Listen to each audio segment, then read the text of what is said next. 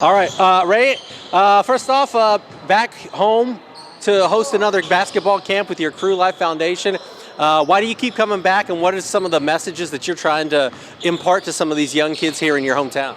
I keep coming back, because somebody kept coming back for me. And a lot of these kids are kids that's going to grow with my daughter. She goes to school with a bunch of these kids, so I go have lunch with my daughter at Weiser Park, and there's 10, 12 boys that come up to me and ask me when's the next camp, or there's parents that's waiting asking when are we going to do another event. So as much as I can come back and do camps, I'll be here the next 3-4 months doing trainings and whatnot. So for me, it's not even coming back. I actually have a home here now in Fort Wayne, so pretty much moving back and really being a part of the community has been great. And just the messages we're preaching to them is simple. Learning about time management, what it means to have good character, how to continue to get better, and what you can use the basketball to really accomplish in life instead of just being a basketball player. Because so many times kids get tricked into just playing the game, maybe just going to McMillan Park or the Jennings Center and just playing. And we teach the kids maybe they can be a coach, they can be a physical trainer, video director. There's a lot of things you can do with basketball to make a living.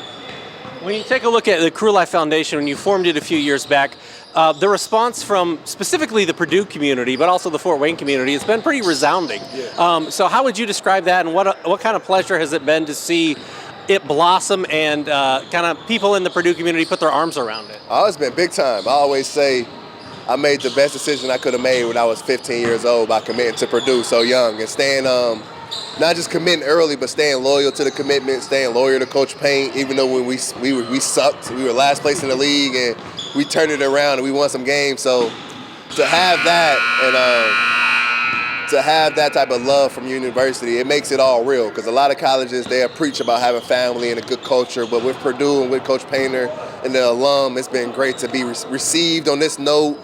Being a kid that, like I said, I was 15 years old when I committed, and I'll be 30 in August. So Purdue fans have really seen me grow up and grow into a young man. They've seen all of my kids be born. They've seen me be married. And to know that they're supporting what we're doing, they're supporting kids from our neighborhood, maybe the next me or maybe the next Deshaun Thomas or even the next doctor or lawyer, it's been great to see. And I'm just so glad to be a part of the Purdue family. Your other hat is that of an analyst at the Big Ten Network. Looking at Zach Edey this season, he just took home the final big-time award yesterday. He swept all the national awards. Not as a Purdue fan or a Purdue alum, but as a basketball analyst, how do you view this season that he had out there as the National Player of the Year on pretty much every single level? Oh, it was big time. Not only was he just a National Player of the Year, but they win the Big Ten by 3 games. They win the Big Ten tournament. So he had success with his team. He didn't finish the year how he wanted to on the court, but this got to be one of the best years in college basketball history. You got to stack it up with some of the greats that's played the game. And Zach still has another year to come back. He has another 2 years I think he can come back and play. And I'm just looking forward to seeing what his decision will be. Selfishly, as an analyst, I want to be able to see him come back another year and do it again. But this year, on both ends of the floor, to be that dominant, it was special to see. I didn't get to see Shaq play college basketball, but you hear the stories, you see the highlights. It's exactly what you think when you think of Zach Edey. Why was he so much better? What allowed him to make that leap? He was playing, I know he got a lot more minutes, but he was playing 20 minutes a game as a sophomore behind Trevion. What was it that allowed him to take the jump?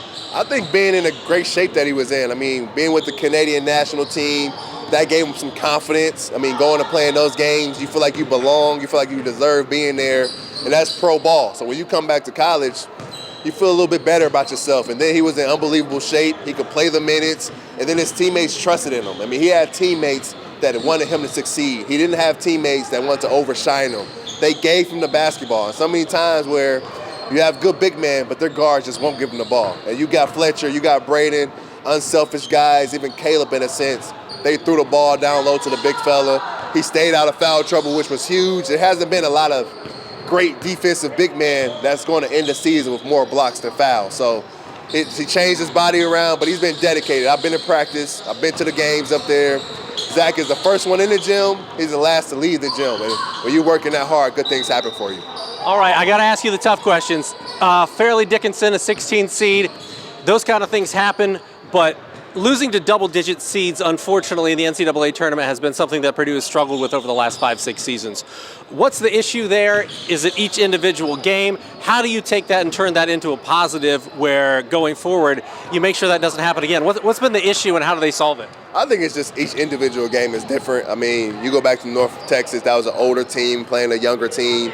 This year, I think it was simply they turned the ball over 16, 17 times, and then I think they went 5 for 26 from 3. They didn't necessarily have a guard that was attacking off of the bounce. It was either throw the ball at Zach Edey and he's going to get quadruple teamed, or kick out and hope you make a 3. They didn't have a guard that, or a wing, top of the key, forget the play, I'm going to get me a bucket. And I think in a tournament setting, even in the Big Ten, sometimes you need a guard that can just break a play. You've seen it down the stretch with David Jenkins. Shot clock is going down, David Jenkins step back 3.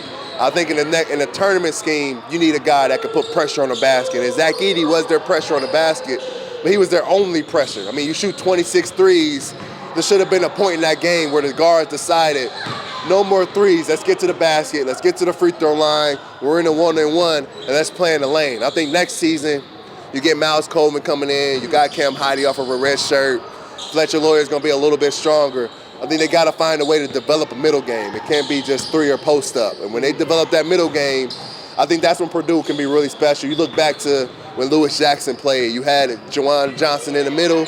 Robbie Hummel could make shots from anywhere, but Etwan Moore dominated the middle game. And that, to me, is what makes a team special. You look at UConn.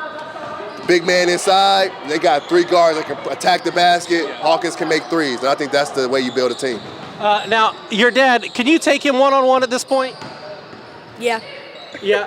Are you more of a defensive guy like your dad, or are you like a scorer? Defense. Defense? Running the blood. Spoken like a true Purdue Boilermaker fan. Yep.